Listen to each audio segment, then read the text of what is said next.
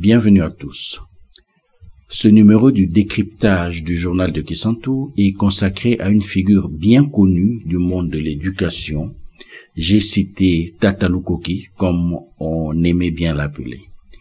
Il nous a quittés il y a peu et un certain nombre des Kisantois ou des gens qui ont vécu à Kisantu ont accepté de témoigner sur sa vie et sur son œuvre. Merci de nous rejoindre.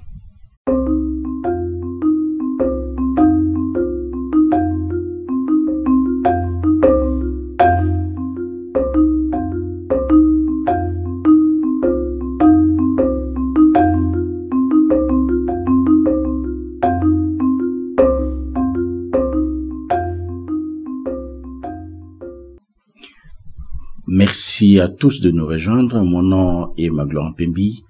Avant d'aborder notre sujet du jour, j'aimerais vous rappeler quelque chose dont on reparle souvent.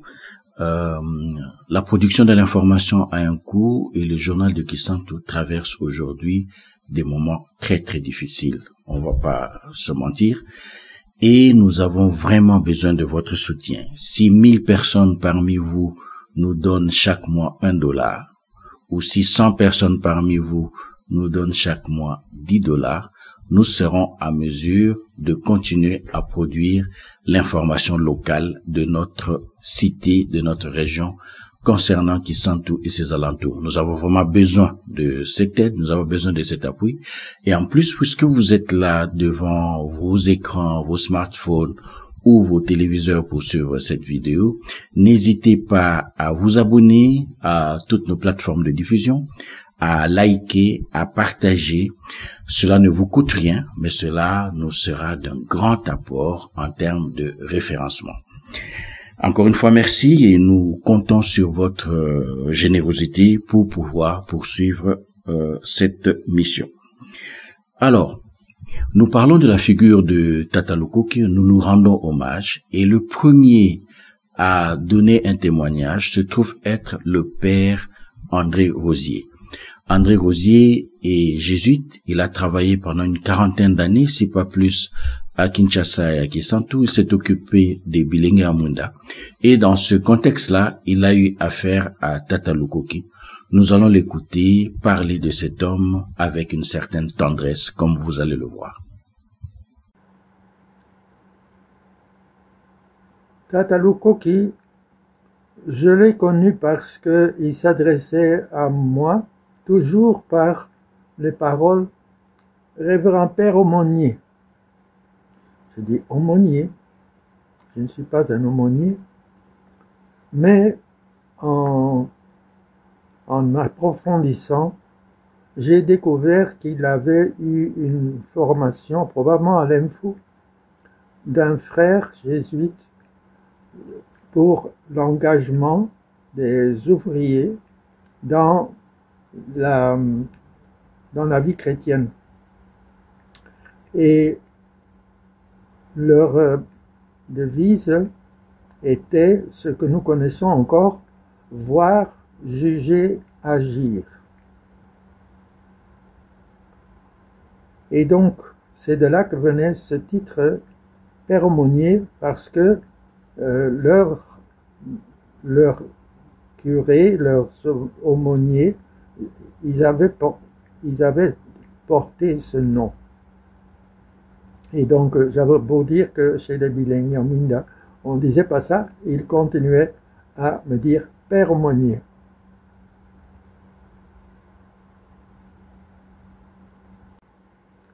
Cette formation, il doit l'avoir eue à l'ENFU, si je ne me trompe, parce qu'il y avait là un frère jésuite qui donnait cette formation. Mais plus profondément, j'ai appris à connaître Tata Lukoki quand un jour il m'a proposé de venir construire au centre jeune chrétien de Mbidi, de Kisantu. En effet, il avait construit pour nous le réfectoire plus les 3 chambres VIP. Et ça, il a fait comme expérimentation de travail pour ses élèves. Et il n'a pas facturé cela. Oui, bien sûr, j'ai tout donné, tout le matériel, mais le travail des élèves, c'était... Non, il disait, c'est leur classe. Et donc, je n'oublie pas ça. C'est là qu'il a montré qu'il était profondément chrétien, et pour moi, il a fait ça gratuitement. Je veux dire, le travail. Et puis, j'ai assisté aussi aux funérailles de son épouse, et je l'ai un peu confondu avec lui-même. Mais je me rappelle que son épouse avait une brochure de jeunes chrétiens dans son cercueil.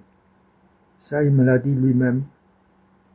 Et donc, à partir de là, bon, ce sont mes souvenirs d'un homme engagé et chrétien. Vraiment formé, voir, juger, agir.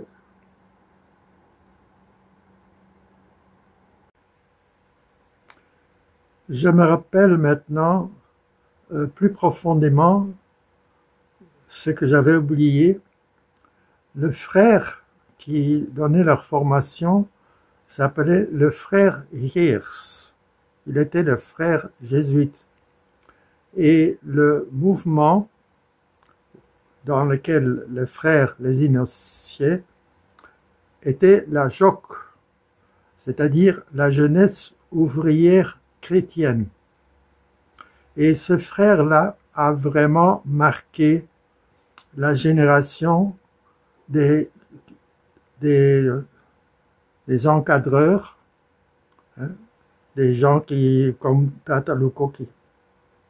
Parce que c'est lui-même qui m'a un jour expliqué cela. Et tout doucement, les souvenirs me reviennent. Je m'excuse.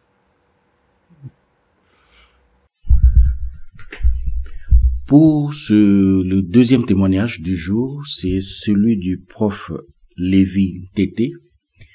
Le prof Lévin Tété fait un témoignage écrit et je vais le lire. Le prof Lévin Tété écrit ce qui suit. Tata Lukoki a été une bénédiction pour le diocèse de Kisantu au vu des services qu'il y a rendus. Il a usé de son génie en construction, en érigeant des bâtiments scolaires et autres de l'Église, à laquelle il a eu aussi à céder des terres. Il est l'un des principaux parrains, si pas le principal parrain, de la création de l'ISP Inkisi, qu'il a d'abord abrité dans l'une de ses propres écoles, à l'Institut technique de la Lukaya, ITEL en sigle, pour fonctionner les après-midi, avant de céder gratuitement à cet établissement d'enseignement supérieur privé son lopin de terre derrière la Sodac Kisantu, où cet ISP a construit en un temps record ses propres infrastructures académiques et évolue à son aise actuellement. Tata Lukoki est un grand bâtisseur qui s'éteint, repos éternel et mérité à lui. Voilà. C'est le témoignage du professeur Lévin Tété que nous saluons et que nous remercions d'avoir pris le temps d'évoquer cette figure. Et la troisième personne qui témoigne dans le cadre de cet hommage que le journal de Kisantu rend à Tata Lukoki, c'est Monsieur Magloire Lufulululendo, chef de service à l'Université Congo à Kisantu. Nous l'écoutons. Je me présente, je suis Monsieur Magloire Lufulululendo. Je suis actuellement chef de service à l'Université Congo. Je suis le SAIF, donc le secrétaire administratif interfacultaire. Mais je suis aussi le président de la notabilité Yula Sinda du territoire de Madimba. Et je suis aussi chef de travaux à l'Institut supérieur d'études économiques de Sonfi. Voilà de manière brève la présentation que je puisse faire. Oui, d'abord pour respect à sa mémoire, je mets mon chapeau de côté. Mais je connais Tata Loco qui, d'abord, partant des gens qui ont étudié ou qui ont vécu à Kisantu, mais comme ça, que je le vois en face de moi, c'est grâce à ma nomination en tant que secrétaire général académique, le premier de l'Institut supérieur d'études économiques des jeunes en août 2008, lorsque nous sommes venus à Kisantu, 2 jours après notre arrivée. C'est là que j'ai rencontré Tata Loco qui était en compagnie de Tata Maronda et de Tata Zuka de Res Mémoire, parce que tous les 3 maintenant nous ont précédés dans l'au-delà. Voilà. Les souvenirs de Tata Loco ils sont nombreux, mais je vais en tirer quelques-uns. D'abord, quand nous arrivions pour l'ICA Zofi, pour moi j'ai toujours dit que Tata Loco est l'ancêtre de l'ICA Zofi. Nous sommes arrivés, nous n'avions que notre arrêté de nomination par le ministre, sans rien d'autre. Donc, on n'avait ni financement, ni quoi que ce soit. Et Zofi, c'est à près de 100 km d'ici. Et nous ne connaissions pas le milieu, et nous n'avions pas encore d'enseignants en pro, donc nous ne pouvions pas y aller. Et quand nous avons rencontré Tata Loco, il avait un langage qui me responsabilisait au fait. Quand je m'étais plaint par rapport aux auditoires, au bureau et tout ça, il m'a dit ceci: grâce à vous, qui êtes mon jeune, je vais chercher un cadre que je vais vous offrir pour que vous encadriez à votre tour votre propre jeunesse. Et il nous a offert la grande salle de l'Institut technique de la Lukaya à Litel. Il nous a donné l'auditoire qu'il y avait là-bas. Et j'ai dit, mais nous allons souffrir de manque de bureaux. Il nous a donné au centre handicapé la première porte qu'il a équipée. Et c'est gratuitement qu'il a fait au nom de l'amour qu'il avait pour la jeunesse que nous représentions, pour que nous aussi nous puissions encadrer notre jeunesse à nous. Ça, c'est le plus grand souvenir de Tata Loco. Donc c'est quelqu'un qui, sans être universitaire, a conduit nos premiers pas en tant que cadre universitaire pour que nous puissions aujourd'hui avoir l'ICA Zofi qui continue à fonctionner et qui a déjà sorti plus de 10 promotions d'ingénieurs techniciens. Ça, c'est le plus grand souvenir.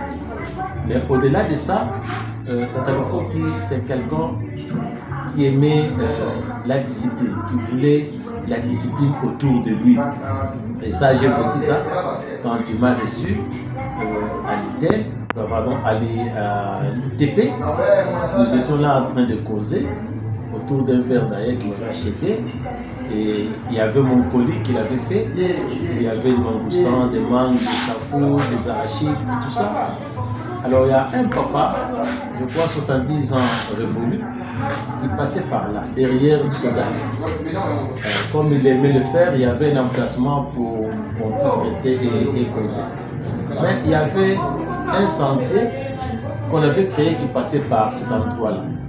Lui a simplement pris des branches d'arbres qu'il y a placées, comme posé, c'est ça la barrière, passage interdit. Mais c'est papa est passé et puis il nous a salué gentiment. Il lui a répondu gentiment aussi. Mais quand il voulait continuer son chemin, il lui dira, mais papa, tu vas où? Non, non, je vais à la maison. Il dit, mais tu ne vois pas que la route là est barricadée? Il dit, ah, mais je ne savais pas, je n'ai pas fait attention, prochainement, je ne passerai plus par là. Alors il lui dira, non, non, non, le meilleur moment, c'est tout de suite. C'est tout de suite pour adhérer au changement. Tu dois rentrer et te débrouiller pour que prochainement, tu t'en souviennes et que tu ne passes plus par ici. Pourquoi vous voulez que moi j'intervienne? Moi, je ne peux pas intervenir dans le sens contraire de ce que voulait Tata. Quand il est parti, alors il me dira, tu vois là, je dis, c'est papa là. Si lui ne peut pas comprendre qu'ici c'est barricadé, il ne peut pas passer par là. Et il insiste pour que ce soit prochainement. Comment est-ce qu'il pourra donner une discipline à ses enfants pour que ses enfants sachent respecter les choses? Il est passé par là. Est-ce que Et c'est le président de la République qui lui a dit de passer par là, ou le Premier ministre, ou le Parlement. Donc, c'est comme ça que le pays ne peut pas changer. Le changement doit commencer par nous-mêmes, là où nous sommes. Ça, j'ai retenu. Là où nous sommes, mettons la discipline, mettons de l'ordre. Comme je lui fais rentrer, demain, il pourra dire à ses enfants, quand vous voyez un sentier avec des branches, n'y passez pas parce que c'est interdit. Donc ça j'ai aimé. Ça, c'est aussi un souvenir qui est resté indélébile dans mon cerveau. Donc, Tata, en fait, c'est une icône qu'on ne peut pas définir. Alors, parler de souvenirs de Tata, ça peut nous prendre une année. Ça peut nous prendre une année. Vous n'avez qu'à voir les œuvres de Fugitsi. Il a combien d'écoles, il a construit et il a donné du travail à combien de gens. À nous, d'ailleurs, à l'époque de l'ICA, il nous proposait déjà d'avoir 3 hectares du côté du rail, entre les rails et la rivière Inkisi, pour la pratique des étudiants. Bon, on n'a pas exploité parce que l'année qui a suivi, nous sommes allés à Zonf. Et à l'ICA où je travaille, il y a des bâtiments qu'il a aménagés au début de l'ICA. Il est venu, ça on m'a raconté, il est venu avec ses prix, avec ses maçons, son ciment, et ils ont fait le travail gratuitement parce que pour lui, rien ne peut remplacer le développement. Et il a voulu faire ça et il l'a fait pour sa communauté. Donc ils sont rares les gens pareils. Ils sont rares les gens pareils. Bon, c'est une perte incommensurable pour nous, spécialement de la Lukaya, mais aussi Dieu l'a rappelé à lui, après qu'il ait passé utilement son temps ici sur Terre, à 95 ans, je crois qu'il n'a pas vécu inutilement à voir la grandeur de tout ce qu'il a eu à faire. Il a des écoles partout, jusqu'à Kinshasa, jusqu'à dans le Kimfula, partout. Donc, voilà, Tata, je dirais, c'est une personnalité immense, c'est une référence. C'est nos intellectuels. C'est nous qui nous disons intellectuels pouvons avoir le cœur de Tata. Et je pense que les gens s'étonneraient du développement de notre cité. Nous n'avons qu'à voir. Ceux qui ont vécu à Kisantu nous disent toujours que la gare était une ville. Regardez ce que nous en avons fait. Amis à l'écoute, nous sommes à la fin de notre programme. Nous vous remercions d'avoir pris le temps de suivre cet élément et, comme je l'ai dit au départ, nous vous invitons à partager. Nous vous invitons vraiment à partager la vidéo ou l'audio selon la plateforme à laquelle vous nous suivez ou la plateforme sur laquelle vous nous suivez. Nous vous invitons à partager, à aimer et nous aider ainsi à avoir un meilleur référencement. Nous vous rappelons aussi que la production de l'information a un coût et que le journal de Kisantu rencontre de problèmes financiers actuellement. Nous avons besoin de votre soutien pour nous élever. Visitez notre site internet www.journaldekisantu.com et pensez à aller sur la rubrique SAJDK ou Société des Amis du Journal de Kisantu et ainsi vous pourrez souscrire et nous proposer votre contribution. $1 par mois, $10 par mois, $100 par mois. Toutes les contributions sont les bienvenues pour maintenir l'activité du Journal de Kisantu. Merci de votre attention et on se retrouve la fois prochaine.